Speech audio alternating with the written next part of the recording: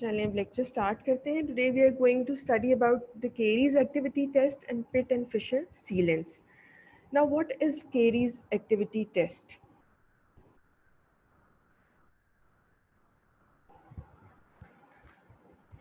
Caries activity test क्या होता है? इसके लिए पहले हम समझ लेते हैं कि केरीज एक्टिविटी क्या होती है. Caries activity is basically the process in which we see how the caries spread over time. It refers to the increment of active lesions, new or recurrent, over a stated period of time. It is the measure of speed of progression of caries lesion. Basically, caries activity क्या होती है? It is the time period or the speed of the progression of caries. Basically, it is the speed how the caries develops. Carious lesion किस speed से किस individual में spread करती है, progress करती है, डेवलप होती है, उसको हम केरीज एक्टिविटी कहते हैं. Caries activity individual to individual में वेरी करती है. अब what is this was caries activity which basically tells the speed of progression of caries. And now what is caries susceptibility? Caries susceptibility is basically the tendency of the host to get the carious lesions or to develop carious lesions. It refers to the inherent tendency of a host, the tooth, to be afflicted by the carious process. It is the resistance of a tooth to caries producing environment. Basically, it is the tendency of a host. Host caries में कौन था? Tooth host था. Tooth में caries develop होती है, तो tooth is the host. Basically ये tendency है होस्ट की या किसी भी टीथ की कि वो कितनी जल्दी केरीज स्पीड अप करता है उसका प्रोसेस, या कितनी जल्दी केरीज डेवलप करता है. It is the susceptibility, the tendency to develop caries. And caries activity is the speed of progression of carious lesion, कि वो किस स्पीड से डेवलप हो रही है और प्रोग्रेस कर रही है.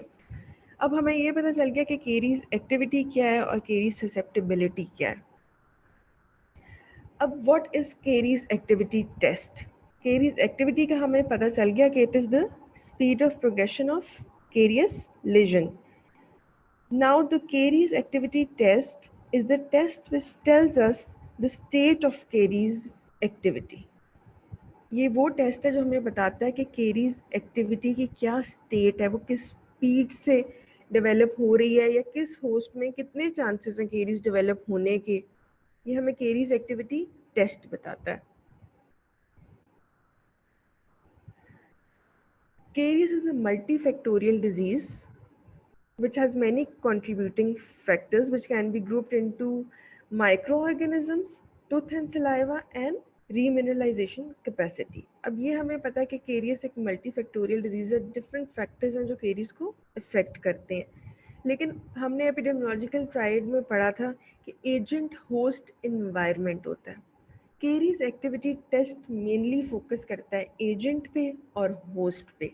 हमारा केरीज में एजेंट क्या था? Streptococcus mutans. It was our agent. Micro organism streptococcus mutans हमारी केरीज कॉज कर रहा था. It was the agent. और हमारा होस्ट क्या था केरीज में? Tooth and saliva. होस्ट वो होता है जो जिसमें डिजीज प्रोसेस इनिशिएट होता है. So the tooth and saliva was the host. So हम केरीज एक्टिविटी टेस्ट में मेनली टूथ और सलाइवा को माइंड में रखेंगे. ये एक्टिविटी टेस्ट दो चीज़ों पे फोकस करता है. एक माइक्रोबियल एक्टिविटी में जो माइक्रोफ्लोरा होता है उसकी एक्टिविटी पे डिपेंड करता है, और दूसरा सलाइवा की एक्टिविटी पे डिपेंड करता है. हमने दो चीज़ों की एक्टिविटी देखनी है केरीज एक्टिविटी टेस्ट में, माइक्रो ऑर्गेनिजम्स की और सलाइवा की. सलाइवा में we need a good defence mechanism to resist caries. अगर सलाइवरी मैकेनिज्म, डिफेंस मैकेनिज्म हमारे होस्ट का स्ट्रॉन्ग होगा, केरीज को रेजिस्ट करेगा, क्योंकि सलाइवा में बाइकार्बोनेट्स होते हैं जिनका बफरिंग एक्शन होता है. केरीज प्रोसेस होता है क्या है? बेसिकली केरीज प्रोसेस में आप लोगों को पता है कि प्लाक में जो बैक्टीरिया होते हैं, micro organisms, in the presence of carbohydrate they produce acid. the acid which they produce causes the demineralization of the tooth. जब demineralization होगी, incipient caries, initial caries develop होंगी, which will further progress and create a cavitated lesion or create or develop caries. अब हमें process समझ आ गया कि हमारी caries develop होने का प्रोसेस क्या है कि bacteria in the presence of carbohydrate will produce acid, and this acid will cause the demineralization or the development of carious lesion. अब हमारा सलाइवा क्या करता है कि सलाइवा में बाइकार्बोनेट्स होते हैं. अगर सलाइवा में बाइकार्बोनेट ज़्यादा होंगे तो उसका बफरिंग एक्शन होगा एसिड पे. एसिड की जब एसिडिटी कम होगी in the presence of bicarbonates तो हमारी केरीज कम होंगी. इसी तरह सलाइवा में लाइजोजाइम्स होते हैं. लाइजोजाइम्स बैक्टीरियल सेल वॉल को ब्रेक करते हैं. जब बैक्टीरियल सेल वॉल ब्रेक होगी they will decrease the amount of acid production, which will again cause or resist caries. ये हमारे पास सलाइवा के डिफेंस मैकेनिज्म थे. अब हमने देख लिया कि हमने केरीज एक्टिविटी टेस्ट में सलाइवा को चेक करना है कि सलाइवा के डिफेंस मैकेनिज्म कैसे हैं, सलाइवा की कॉम्पोजिशन क्या है, सलाइवरी फ्लो क्या है. उससे पता चलेगा कि हमारी केरीज एक्टिविटी की क्या स्टेट है, केरीज प्रोग्रेशन की क्या स्टेट है एक इंडिविजुअल में. ये सलाइवरी केरीज एक्टिविटी टेस्ट एक सलाइवरी डिफेंस मैकेनिज्म को एवेल्युएट करती है. दूसरा वो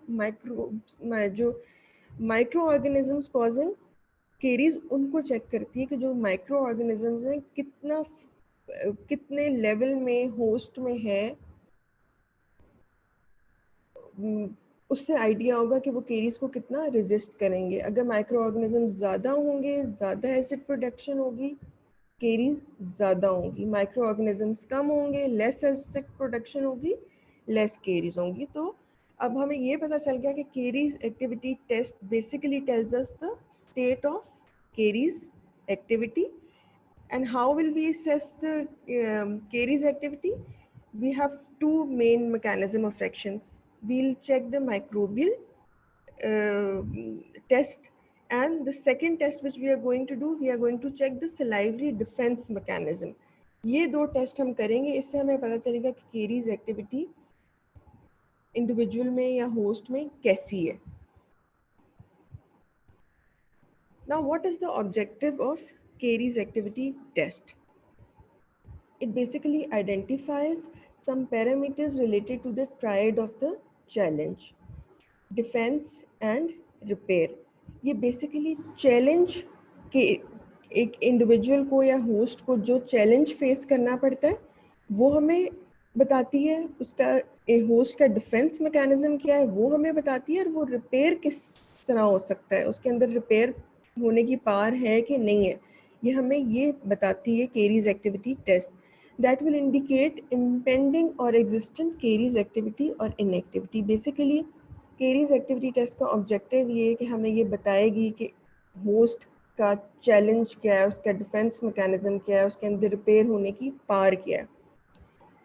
Second objective is to help estimate the probability for caries, but more importantly to formulate strategies for prevention of caries or disease. वही हमें बताएगी, केरीज की प्रोबेबिलिटी बताएगी कि चांसेस कितने होस्ट में केरीज डेवलप होने के. जितने चांसेस होंगे उसके अकॉर्डिंगली हम प्रिवेंशन स्ट्रेटजीज फॉर्मुलेट करेंगे to prevent caries. So these were the objective of caries activity test. Now what should be the criteria of caries activity test? Like other test, it has the same criteria like all other tests we have studied. The test should be reproducible. हम जब बार बार ये test repeat करेंगे same result आना चाहिए. The test should be valid होना चाहिए. It should be for, अगर caries activity test है तो केरीज की एक्टिविटी को डिटर्मिन करें. The test should be simple and inexpensive to perform. The test should be non-invasive, easy to evaluate and applicable to any clinical setting. Test non invasive होना चाहिए. कोई इसमें ऐसा प्रोसीजर इन्वॉल्व नहीं होना चाहिए जो थोड़ा सा भी इन्वेसिव हो या थोड़ा सा भी कोई भी उसमें ऐसी कोई चीज, ऐसा कुछ इन्वॉल्व नहीं होना चाहिए कि ये कोई डिफ़िकल्ट प्रोसीजर हो, कुछ ईज़ी होना चाहिए, हर पेशेंट पे हम परफॉर्म कर सकें, फॉर एग्जांपल बच्चों पे कर सकें, एल्डर्स पे कर सकें, कोई इसमें ऐसी नॉन इन्वेसिव चीज़ नहीं होनी चाहिए. There should be a minimal occurrence of false responses. False report हमारे पास नहीं आनी चाहिए. फॉल्स पॉजिटिव जिस तरह हम कहते हैं कि कुछ लोगों में केरीज एक्टिविटी नॉर्मल हो लेकिन वो ये ना इंडिकेट करे कि इसमें ज़्यादा है और कोई प्रिवेंटिव या कोई फर्दर स्ट्रेटजीज की ज़रूरत है. So these were the criteria of Caries activity test. Now, what are the advantages of Caries activity tests? The identification of the individuals with higher probability of developing caries. पहले तो हमने identify कर लिया उन individuals को जिनमें ज़्यादा chances हैं केरीज होने के. Secondly, it comprises of intensive, effective primary preventive measures designed to arrest and to reverse the disease process before the irreversible point of the caries has been reached.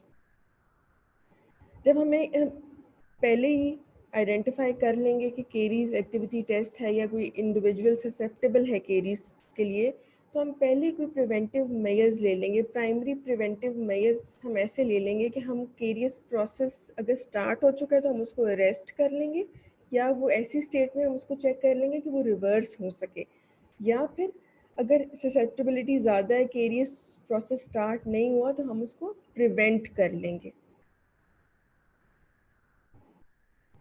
Thirdly, it provides a patient and individual preventive program to be implemented before extensive dental restoration procedures are accomplished.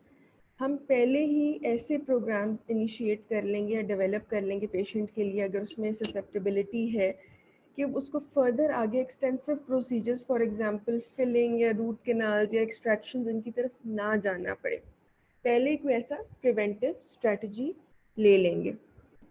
It helps to screen large segments of population such as school children and to understand the caries process better.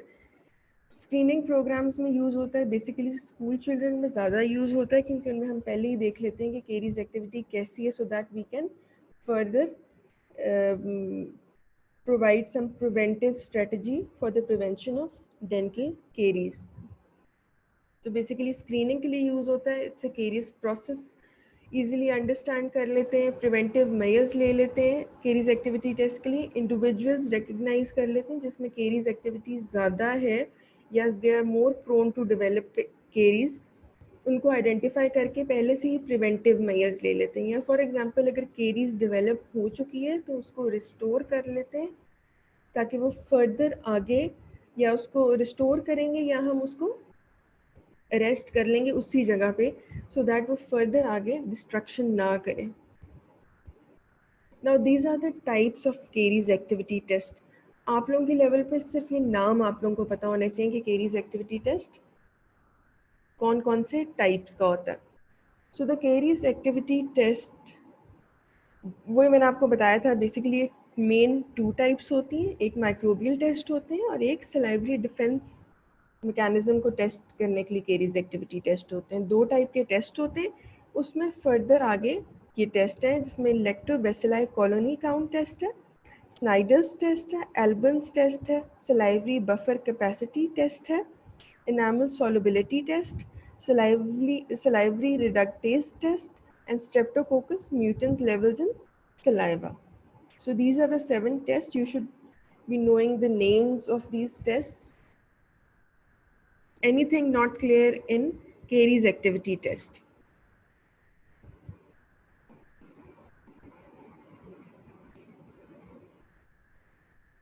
Anything not clear in Carey's activity test?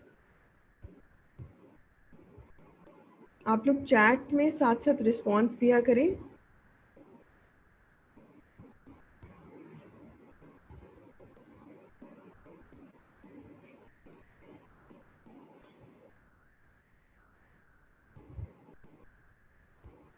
साथ साथ मुझे chat में बताते रहा करें. Okay, now we are going to start Pitt and Fisher sealants. Now, what are Pitt and Fisher sealants? By the name sealants, you know that sealant means anything which seals something or which forms a layer or seal over anything. And when something is sealed, it means that over wherever the seal is present, nothing can go inside the seal or nothing can come out of that seal. So basically Pitt and Fisher sealants क्या होते हैं? Pitt and Fisher sealants, it is a cement or a resin which is introduced into unprepared occlusal pits and fissures of Carey susceptible teeth, forming a mechanical and physical protective layer against the action of acid producing bacteria and their substrates. अब हमें ये तो पता चल गया कि caries activity test से हमें ये पता चल गया कि केरी ससेप्टेबिलिटी क्या होती है. अब केरी ससेप्टेबिलिटी होती है the tendency of the host to get caries. अब हमने केरी ससेप्टेबिलिटी देख ली, कुछ इंडिविजुअल्स में ज़्यादा है, कुछ इंडिविजुअल्स में कम है. अब जिन इंडिविजुअल्स में केरीज एक्टिविटी या ससेप्टेबिलिटी ज़्यादा है, उनमें हम क्या करते हैं कि हम जो पिट एंड फिशर्स होते हैं उनको सील कर देते हैं विद अ सीमेंट और अ raisin. We seal the pit and fishes because pit and fishes are more prone to develop caries. So when they are sealed with the cement, the caries process stops. बाहर से carbohydrates या bacteria pit and fisher sealants में जाएगा नहीं, acid produce नहीं होगा, तो caries develop नहीं होंगी. So basically pit and fisher sealant is a cement which is used to fill the occlusal pits and fissures of the teeth so that they can be protected against caries. अब पहले हम आप लोगों ने oral anatomy में पढ़ा होगा पिट and fishes क्या होता है. Pit is a small pinpoint depression located at the junction of developmental grooves on the surface of the tooth. Pit एक पिन पॉइंट डिप्रेशन होता है ऑन द डेवलपमेंटल ग्रूव्स. और फिशर क्या होता है? Fissures are the grooves between adjoining cusp that naturally occur on the occlusal surface of the teeth. These you can see that these are the, can you see my ये Maui आपको नजर आ रहा है arrow? These are the fissures. These are the grooves with two cusp joints. This forms a groove which is known as a fissure, and where two fissures join, it makes a pinpoint depression which is known as a pit.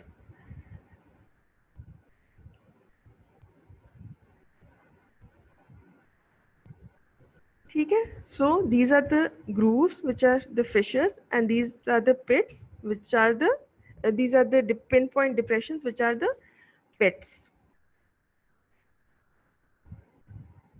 Okay, now first of all we'll understand the types of fissures. There are four main types of fissures: V type, U type, I type and K type. Now as you can see that V and U type of fissures are broad and wide. So cleaning is easy, and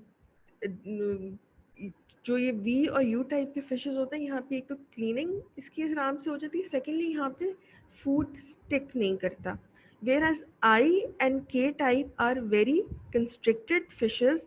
Over here the food is also food also gets stuck, and cleaning of these fishes is difficult. So cleaning of V and U type fishes are comparatively easy, so we can clean them easily, so they are less susceptible to caries. Over here cleaning is difficult, so they are more susceptible to caries. So the types of pit and fissure varies from individual to individuals. एक individual में different types की पिट and fishes भी हो सकते हैं, और किसी individual में एक टाइप के भी हो सकते हैं. So it varies from individual to individual. So these are 4 main types of fissures, V, U, I and K. These two, I and K, are more prone to caries, whereas these are less prone to caries. Okay, now the indications of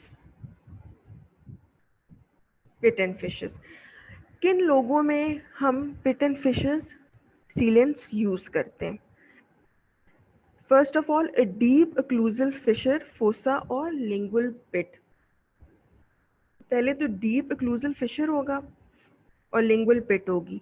जब deep होगा तो वहाँ पे ज़्यादा food stick होगा, plaque deposition ज़्यादा होगी, cleaning difficult होगी, इसलिए वहाँ पे केरीज के चांसेस ज़्यादा होंगे. So a deep occlusal fissure, fossa और lingual pit. No radiographic clinical evidence of proximal caries. अच्छा, अब जब केरीज लग गई हैं और प्रॉक्सिमल केरीज प्रेजेंट है, वहाँ भी हम यूज़ नहीं करेंगे, क्योंकि अब केरीज लग गई हैं, अब वो आगे उसमें फिलिंग मटेरियल जाएगा, पिटन फिशेस सीलेंट्स नहीं जाएंगे. Patients with high risk of dental caries, patients suffering from xerostomia. अब xerostomia क्या होता है? Those who have less saliva production. जब saliva production ही कम होगी, क्लीनिंग प्रोसेस आपका डिले होगा, बफरिंग एक्शन कम होगा, सलाइवा जो अपने डिफेंस मैकेनिज्म है उसको कम यूज़ करेंगे, तो केरीज ज़्यादा होंगी. Those who have less saliva production, patients undergoing orthodontic treatment. जो पेशेंट्स ऑर्थोडोंटिक ट्रीटमेंट करवा रहे होते हैं उनमें क्लीनिंग प्रोसेस थोड़ा सा इफेक्ट हो जाता है. सो उनमें पिटन फिशर सीलेंट्स अप्लाई कर दिए जाते हैं ताकि उनमें केरीज डेवलप ना हो. Stained pit and fissures. Stained pit and fissures, अगर स्टेन है, स्टेनिंग कब होती है? स्टेनिंग तभी होती है जब कोई जगह प्रॉपर क्लीन नहीं हो रही होती, वहाँ पे स्टेनिंग होनी शुरू हो जाती है, इसलिए स्टेनिंग पिटन फिशर में भी यूज़ होगी. कॉन्ट्रा इंडिकेशंस क्या होते हैं? अब हमने इंडिकेशन सारी पढ़ ली हैं, अब कॉन्ट्रा इंडिकेशंस क्या होंगी? Patients behaviour does not permit use of adequate dry field technique through out the procedure. एक तो पेशेंट का बिहेवियर ऐसा है कि वो नहीं यूज़ करने दे रहा, वो ड्राई इन्वायरमेंट ही नहीं ओरल कैविटी की रहने दे रहा कि पिटन फिशर सीलेंट्स अप्लाई हो सकें. Radiographically evidence of proximal caries. जहाँ प्रॉक्सिमल केरीज होंगी, इसमें हमने पढ़ा था no radiographic clinical evidence of proximal caries. Proximal caries नहीं है तो हम पिटन फिशर सीलेंट्स अप्लाई कर सकते हैं. प्रॉक्सिमल केरीज है तो हम नहीं अप्लाई कर सकते हैं, वहाँ पे फिलिंग मटेरियल जाएगा. Open occlusal carious lesion. कोई भी केरियस लेजन है, जब लेजन आ गया तो हमने उसकी ट्रीटमेंट करनी है, उसमें पिटन फिशर सीलेंट्स अप्लाई नहीं होंगे. Basically pit and fissure sealants is a preventive procedure. It is use to prevent caries. Caries exist on the surface of the same tooth. वही वो आ गया प्रॉक्सिमल साइड पे या क्लूजल साइड पे, जब केरीज है तो हम पिटन फिशर सीलेंट्स यूज़ नहीं करेंगे. A large occlusal restoration is already present. कोई भी और रेस्टोरेशन फिलिंग मटेरियल प्रेजेंट है, उस केस में भी हम नहीं यूज़ करते. Now the classification. अच्छा, ये क्लासिफिकेशन आप लोग नोट कर लें, या फिर मैं उमैद से स्लाइड शेयर कर दूंगी. ये आपकी बुक में नहीं दी हुई, लेकिन आप लोगों ने ये याद करनी है. अच्छा, classification of pit and fissure sealants is of 4 to 5 types. The first type is on the basis of polymerization method. Polymerization क्या होता है? When monomers means a single unit of any material, a single कह लें एक कोई भी material का एक मॉलिक्यूल कह लें. Monomer is one molecule. Monomer polymerize करता है, मल्टीप्लाई करता है, पॉलीमराइजेशन होती है मोनोमर की in the presence of any catalyst. जब कैटलिस्ट मोनोमर पे एक्ट करता है, उसकी पॉलीमराइजेशन होती है. पॉलीमराइजेशन होती है तो मटेरियल हार्ड हो जाता है, सेट हो जाता है. ठीक है, तो ये पॉलीमराइजेशन होती है. तो on the basis of polymerization एक सेल्फ एक्टिवेशन होती है, एक लाइट एक्टिवेशन होती है. सेल्फ एक्टिवेशन क्या होती है कि वो खुद सही, कैटलिस्ट ने मोनोमर पे एक्ट किया, मिक्स किया आपने, कोई भी दो मटेरियल्स मिक्स किए, कैटलिस्ट ने मोनोमर पे एक्ट किया, उसकी पॉलीमराइजेशन हो गई, मटेरियल हार्ड हो गया, सेट हो गया. एक लाइट एक्टिवेशन होती है. लाइट एक्टिवेशन में कैटलिस्ट कौन सा यूज होता है? या तो वो फर्स्ट जनरेशन यूवी लाइट होती है विच इज न्यूवा लाइट, इसका नाम न्यूवा लाइट होता है। इसमें 356 नैनोमीटर की यूवी लाइट यूज करते हैं, इसका नाम न्यूवा लाइट होता है। सेकेंड जनरेशन सेल्फ क्योर होती है, इसमें वो खुद ही क्योर हो जाता है, मोनोमर पॉलीमराइजेशन होती है, पॉलीमर्स में कन्वर्ट हो जाते हैं, सेल्फ क्योर होता है। थर्ड जनरेशन में हम विजिबल लाइट यूज करते हैं, उससे हीलियोसील जो जेनरिक नेम या ब्रांड नेम जिससे ये पिटन फिशर सीलेंट्स आते हैं वो हीलियोसील है, विजिबल लाइट की। फोर्थ जनरेशन है fluoride releasing pit and fisher sealants which are also known as sealed right. So basically दो types की activation होती है monomer की, one is self activation, the other one is light activation. Light activation में further we have four types or four generations. First generation in which UV light is used, which is also known as nuva light. Second generation self cure. Third generation visible light, or it is also known as helioseal. And fourth generation which is fluoride releasing or sealed right. UV light में we use 356 nanometer light, and in visible light we use 430 to 490 nanometer of wavelength of light. Basically ये wavelengths use होती हैं, जो light की wavelength होती है, wavelength as a catalyst act करती है और वो पॉलीमराइजेशन कराती है। तो इसमें 356 नैनोमीटर, विजिबल लाइट में 430 to 490 nanometer of wavelength is used. Second classification is on the basis of filler content.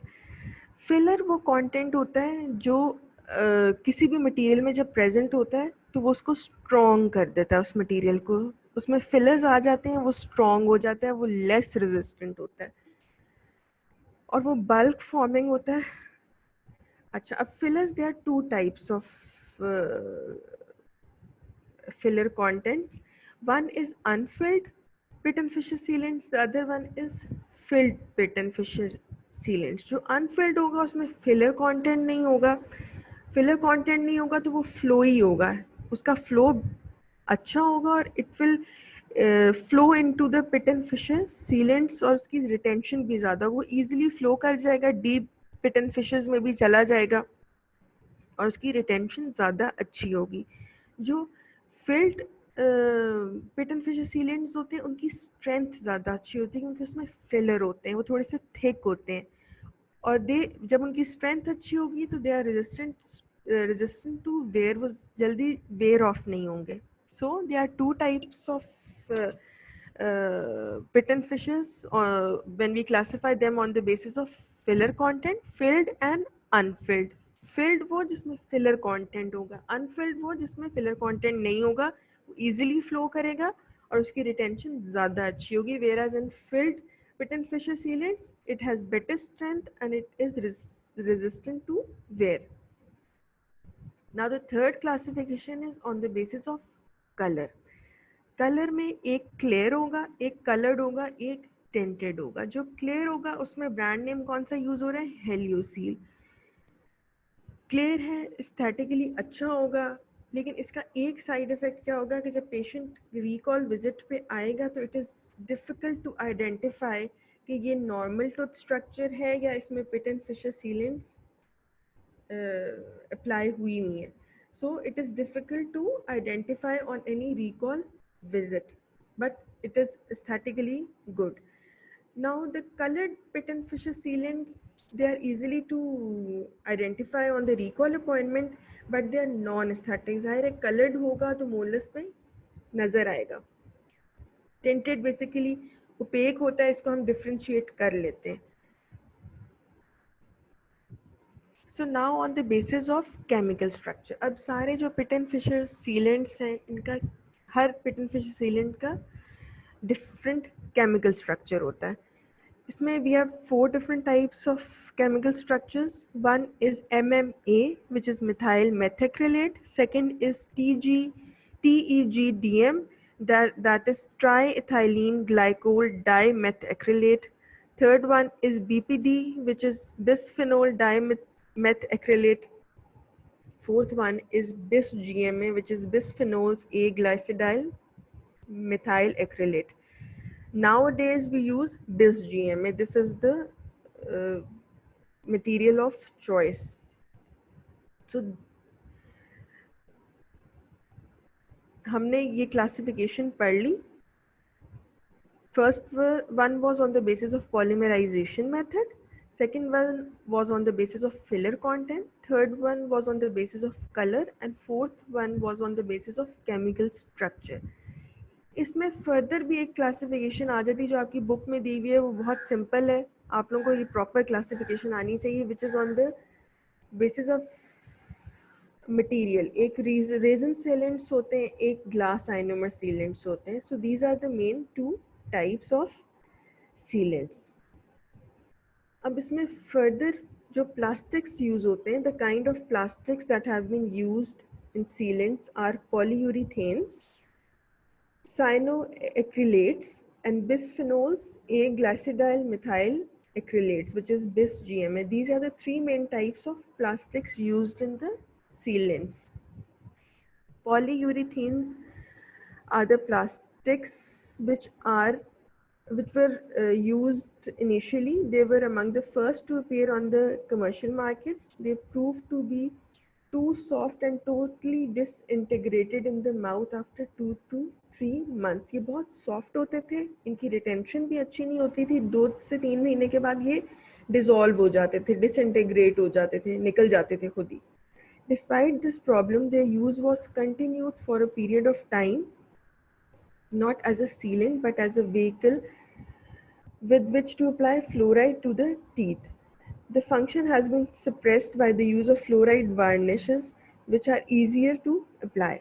अच्छा, ये इनिशियली यूज़ होते थे, अब ये यूज़ नहीं होते. इसका क्या मेन डिसएडवांटेज था कि ये 2 to 3 मंथ्स बाद डिसइंटीग्रेट हो जाते थे, डिज़ोल्व हो जाते थे, मुंह में निकल जाते थे. लेकिन ये हम यूज़ किस लिए करते थे? यूज़ इसलिए करते थे क्योंकि इसमें फ्लोराइड होती थी. जब इनिशियली फ्लोराइड वार्निशेस और जेल्स का कॉन्सेप्ट नहीं था, तो हम ये यूज़ करते थे as a preventive method to prevent caries. जब फ्लोराइड वार्निशेस आ गई, जेल्स आ गई, तो हमने ये यूज़ करना छोड़ दिया.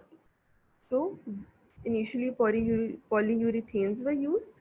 Second plastic is cyanoacrylates. They have also been tried as sealants, but they also disintegrate after a slightly longer period of time. उसके बाद दूसरे जो हमने यूज़ किए वो cyanoacrylates थे, वो भी डिज़ोल्व हो जाते थे, अब ये भी यूज़ नहीं होते.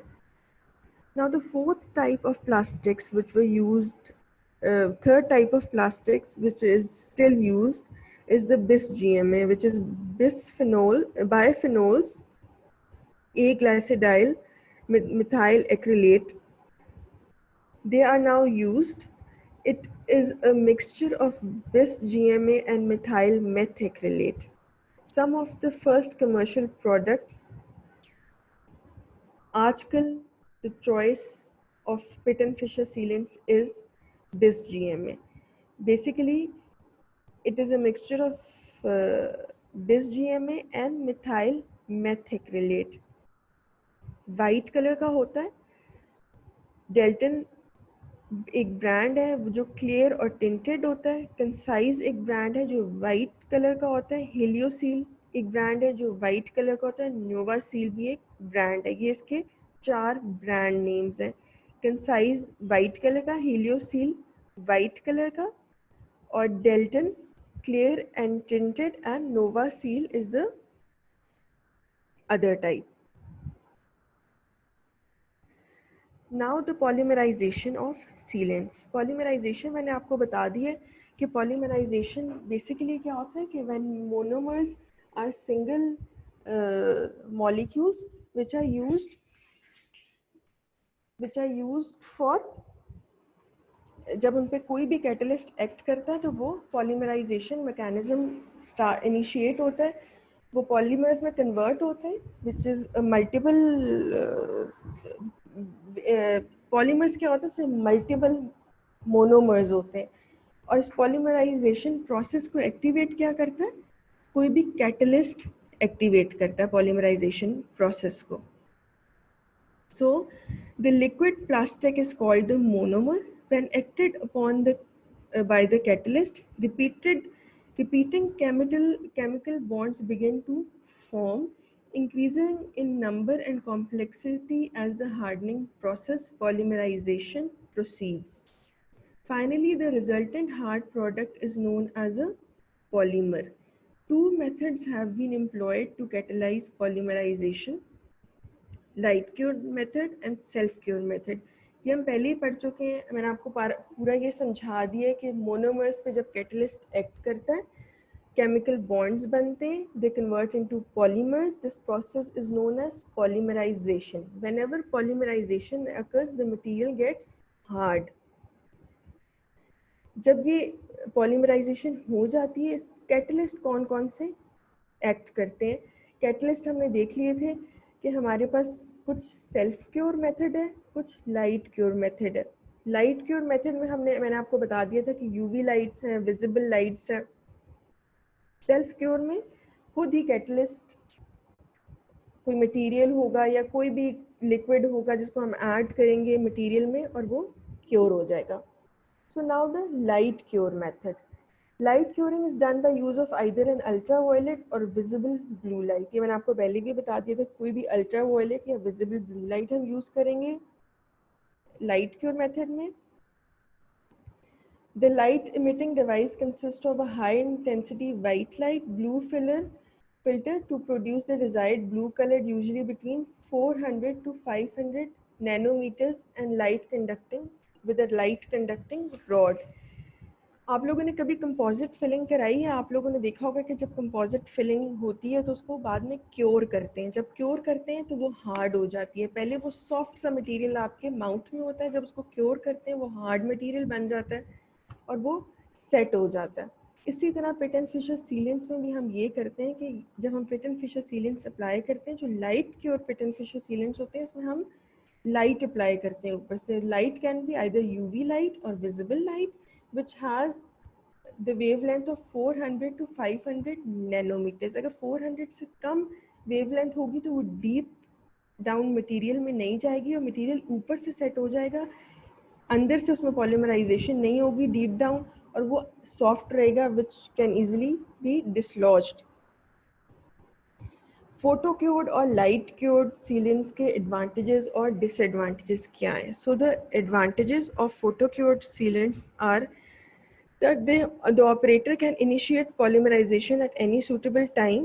No mixing is required. Polymerization time is shorter and higher compressive strength and smooth finishing इसकी होती है. एक तो ये कि पॉलीमराइजेशन ऑपरेटर के हाथ में होता है. जो भी फिलिंग कर रहा होता है, जो भी pit and fissure sealant apply कर रहा होता है, उसके हाथ में होता है कि उसने किस टाइम पे उस मटेरियल को मैनिपुलेट करना है और कब पॉलीमराइजेशन प्रोसेस इनिशिएट कराना है. क्योंकि वो लाइट से इनिशिएट होगा तो ऑपरेटर जब लाइट अप्लाई करेगा तो वो इनिशिएट होगा. ये ऑपरेटर के हाथ में होता है. कोई मिक्सिंग रिक्वायर्ड नहीं होती. सिंपल एक मटेरियल होता है, आप उसको टूथ पे अप्लाई करते हो, ऊपर से उसको लाइट क्योर कर देते हो. लाइट क्योर का जो पॉलीमराइजेशन प्रोसेस है वो शॉर्ट टाइम पीरियड का होता है, जल्दी हो जाता है. हाई कंप्रेसिव स्ट्रेंथ होती है और स्मूथ फिनिशिंग होती है light cured pit and fissure sealants की. इसकी डिसएडवांटेजेस क्या हैं? एक तो ये एक्सपेंसिव होता है. लाइट क्योर है, इसका मतलब है ज़्यादा वेवलेंथ की लाइट यूज़ होती है. It can damage eye. Difficult to manipulate cure light for posterior teeth. Posterior teeth में लाइट अप्लाई करना थोड़ा डिफ़िकल्ट होता है, so it is difficult to manipulate the light. Now what is self cure method? ये हमने light cure देख लिया. हम 4 to 500 नैनोमीटर की वेवलेंथ की लाइट अप्लाई करेंगे, पॉलीमराइजेशन प्रोसेस इनिशिएट हो जाएगा. सेल्फ क्योर मेथड क्या होता है? Bye it's name you can see that self cure, ये खुद ही क्योर होगा. इसमें कोई लाइट हम अप्लाई नहीं करेंगे, लेकिन हमने कोई कैटलिस्ट तो अप्लाई करना है जिससे पॉलीमराइजेशन प्रोसेस स्टार्ट होगा. सो a monomer and a catalyst are mixed together. अब इसमें हम मिक्सिंग करेंगे मोनोमर की और कैटलिस्ट की. With the autopolymerizing sealants, the catalyst is incorporated with the monomer In addition, another bottle contains an initiator, usually benzoyl peroxide. While the monomer and the initiator are mixed, polymerization begins. अच्छा, इसमें होगा ये कि हमारे पास एक material होगा, उसमें हमारे पास मोनोमर भी होगा और कैटलिस्ट भी होगा. मोनोमर और कैटलिस्ट को हम मिक्स करके टूथ पे अप्लाई करेंगे और उसके ऊपर से कोई इनिशिएटर हम अप्लाई करेंगे. अब इनिशिएटर कुछ भी हो सकता है, बेंजोइल पर ऑक्साइड मेनली यूज होता है. वो इनिशिएट करेगा पॉलीमराइजेशन प्रोसेस को और हार्डनिंग हो जाएगी मटेरियल की. सो सेल्फ क्योर मेथड में आपने इनिशिएटर ऐड करना है, कैटलिस्ट ऐड करना है. पहले आप मोनोमर को कैटलिस्ट के साथ मिक्स करेंगे और उसमें कोई इनिशिएटर अप्लाई करेंगे जो पॉलीमराइजेशन प्रोसेस को इनिशिएट कर देगा. इसकी एडवांटेजेस क्या है? Does not require expensive light source. और डिसएडवांटेज क्या है कि polymerization process can not be controlled. Light cure में आप पॉलीमराइजेशन प्रोसेस कंट्रोल कर लेते हैं क्योंकि आप जब लाइट अप्लाई करोगे तो पॉलीमराइजेशन स्टार्ट होगी, उससे पहले नहीं होगी. तो आपके पास मटेरियल को सेट करने के लिए, अप्लाई करने के लिए काफ़ी टाइम होता है. जो सेल्फ क्योर होता है उसमें ऑलरेडी आपने मिक्सिंग कर ली होती है बाहर और आप उसको जब अप्लाई करते हो टूथ पे तो वो उसका पॉलीमराइजेशन प्रोसेस स्टार्ट हो चुका होता है. तो आपने विद इन टाइम उसको अप्लाई करना है और उसको कैविटी में सेट करना है सो दैट आपका ये मटेरियल जल्दी हार्ड ना हो जाए. तो इसमें ये टाइम कंट्रोल होता है.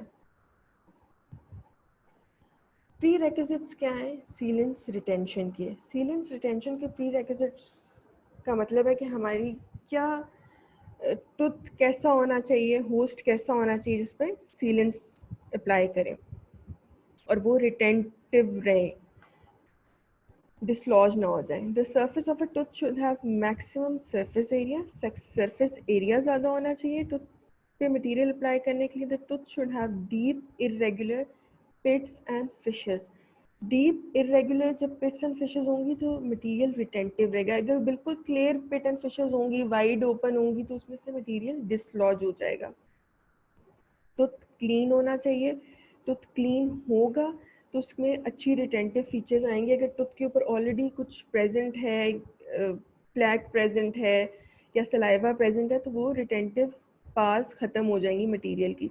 Tooth should be absolutely dry at the time of sealant placement. The tooth should be dry. Saliva control करके रखना है आपने. The tooth surface should be uncontaminated with saliva.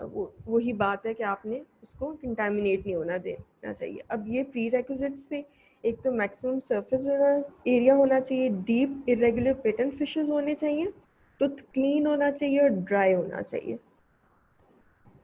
Now the process और the procedure of the application of pit and fissure sealants. अब हम इसमें mainly 4 steps होते हैं. First step is to clean the surface of the tooth. Second step is to dry the surface of the tooth. Third step is to prepare the tooth surface for sealant application.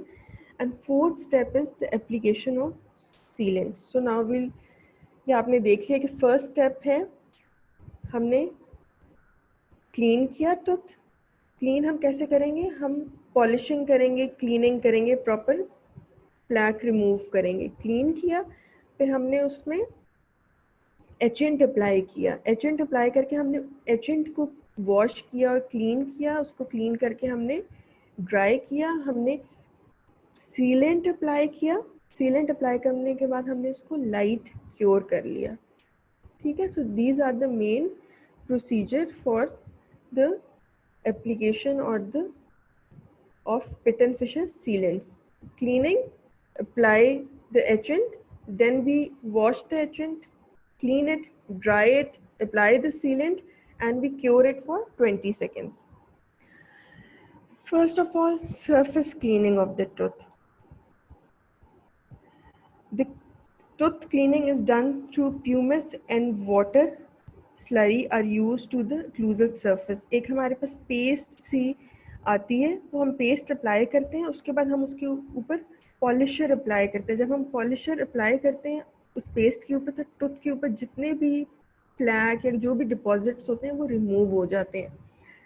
अच्छा, जो slurry होती है, जो वो material होता है, that should not be having fluoride in it. अगर fluoride होगा प्रेजेंट तो उसकी retentive power pattern fissure sealants की कम हो जाती है. Oil free mixture to avoid contamination of the tooth surface. जो स्लरी है वो एक तो नॉन फ्लोराइड होनी चाहिए और ऑयली नहीं होनी चाहिए. Hydrogen peroxide can also be used as a cleaning agent, but it has a disadvantage that it produces precipitates on the enamel surface. So इसका ये disadvantages है. Mainly हम हाइड्रोजन पेरोक्साइड यूज नहीं करते, हम प्यूमिस और स्लरी से ही tooth clean कर लेते हैं. All the heavy stains, deposits and debris should be off the occlusal surface before applying the sealants. Sealants apply करने से पहले जो भी स्टेन या डिपॉजिट्स टूथ सरफेस पे हैं, डेब्रिस है, उसको रिमूव कर देना चाहिए. Second step is to dry the tooth surface. The teeth must be dry at the time of sealant placement. A dry field can be maintained by several ways such as by the use of rubber dam और you can apply cotton rolls. Mainly हम लोग cotton roles ही use करते हैं dry रखने के लिए tooth को. अब टूथ को हमने प्रिपेयर कैसे करना फॉर द सीलेंट. हम टूथ को ऐसे प्रिपेयर करते हैं कि first of all we will select the tooth, we will isolate it, dry it thoroughly for 10 seconds. After that we apply the liquid etchant on the tooth surface with a small plastic sponge or a cotton pledget. हम normally एचेंट्स के साथ अपने ही एक plastic brush आता है, उससे हम etchant को अप्लाई करते हैं टूथ पे. हमने पहले ड्राई कर लिया टूथ को, उसके बाद उसमें एचेंट अप्लाई किया. उस एचेंट को हमने 1 मिनट के लिए टूथ सरफेस पे रहने देना है, अप्लाइड रहने देना है. The etchant solution is gently applied, not rubbed on the tooth surface for 1 minute for permanent teeth and 1% of the minute for deciduous teeth. Deciduous teeth में हम मैक्सिमम इसको 10-15 सेकेंड्स के लिए रहने देते हैं. परमानेंट टीथ पे 1 मिनट के लिए हमने एचेंट अप्लाई करना है. After when the etchant is applied, we flow the water for 10 seconds over the tooth to remove the etchant. उसके बाद हम water apply करते हैं tooth पे so that the etchant is removed. Following the water flush, the tooth surface is dried for 10 seconds. हमने 10 seconds के लिए water से tooth को wash किया, wash करके हमने उसको 10 seconds के लिए दोबारा dry किया. अब जो टूथ सरफेस हमारे पास एचेंट अप्लाई करने के बाद आएगी वो डल और फ्रॉस्टी सी अपीयरेंस उसकी होगी. वाइट आप देखोगे, डल और फ्रॉस्टी मीन्स कि जब आप देखते हो तो वो वाइट कलर की बिल्कुल प्योर वाइट सी सरफेस निकली होती है. नॉर्मली टूथ का कलर पेल होता है लेकिन वो प्योर वाइट कलर की होती है. This is due to the fact that the etching has removed approximately 5 to 10 micrometer of the original surface. 5 to 10 micrometers of the original surface is removed. Now we'll apply the sealant. When the plastic sealant flows over the prepared surface, it penetrates the finger-like depressions created by the etchant solution. The projections of the plastic into the etched areas are called tags. These tags are essential for retention, which either the photocured or the autopolymerized sealants. The material should be first placed in the fissures where there is the maximum depth. आपने कोई भी sealant लिया, जो भी material आप use कर रहे हो, इधर लाइट क्योर्ड और सेल्फ क्योर्ड, आपने वो पिटन फिशर सीलेंट्स में अप्लाई किया.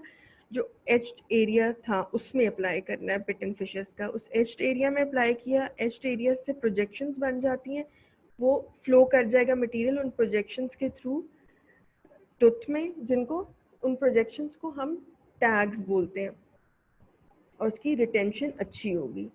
The sealant should not only fill the fissures but should have some bulk over the fissure. सिर्फ फिल नहीं करना, आप उसको थोड़ा सा आपने उसको ऊपर रखना है, उसको बल्कि मटेरियल प्लेस करना है आपने टूथ पे. Following the polymerization, the sealant should be examined carefully for voids.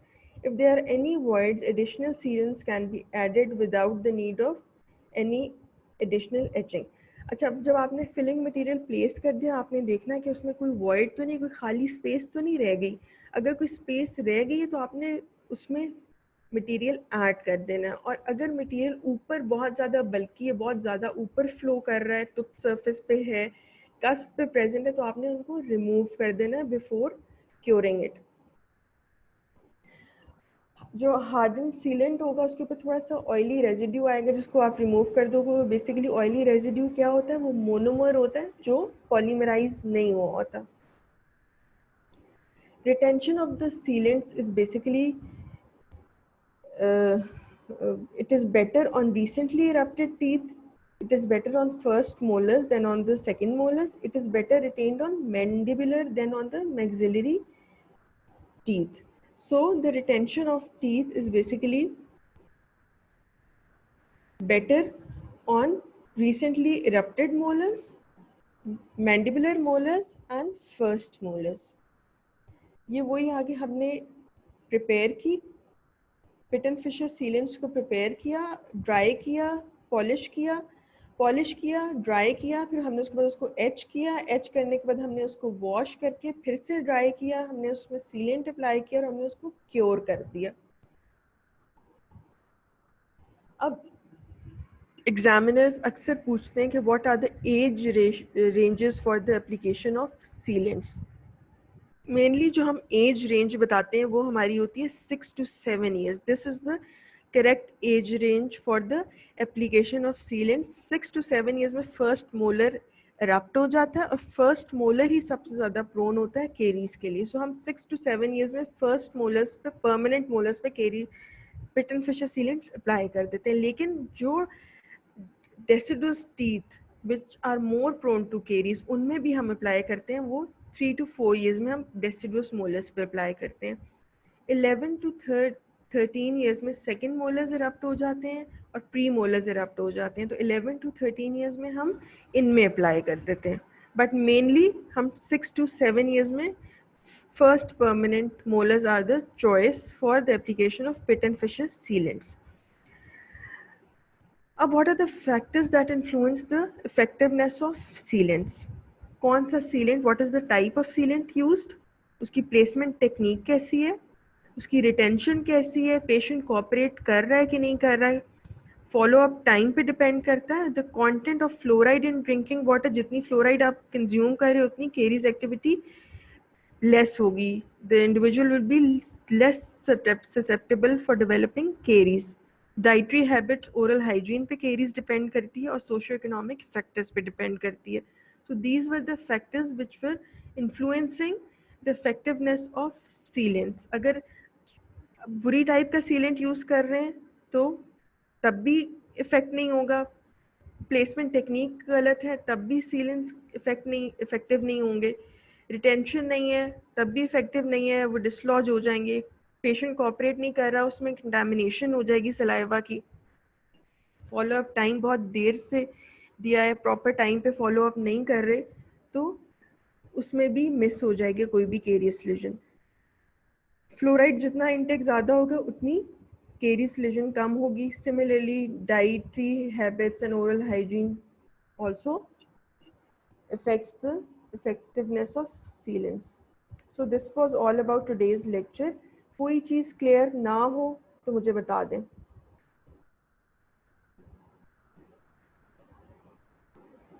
Anything which is not clear, कोई क्वेश्चन है मुझे बताएं।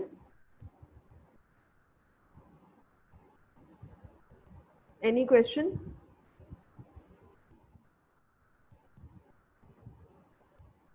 क्लास कुछ भी क्लियर नहीं हुआ तो मुझे बता दें।